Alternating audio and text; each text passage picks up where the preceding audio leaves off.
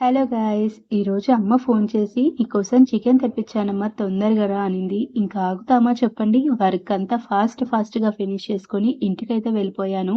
వెళ్ళగానే నాకైతే గోంగూర కనిపించింది. గోంగూర చికెన్ చేసుకుందామని ప్రాసెస్ అయితే స్టార్ట్ చేసేసాను. ఒక సైడ్ అయితే మంచిగా గోంగూర వాష్ చేసుకొని స్టవ్ మీద పెట్టేసాను. ఇంకొక సైడ్ అయితే చికెన్‌ని వాష్ చేసుకొని మ్యాగ్నేట్ కోసం ఉప్పు, కారం, పసుపు, అల్లం వెల్లుల్లి పేస్ట్ అన్నీ వేసుకొని మంచిగా మిక్స్ చేసుకొని పక్కన పెట్టేసుకున్నాను ఒక హాఫ్ అన్ అవర్. ఈ లోపల చూసారా గోంగూర ఎంత బాగా ఉడికిపోయిందో, మ్యాష్ చేయాల్సిన అవసరం కూడా లేదు. అంత బాగా ఉడికింది.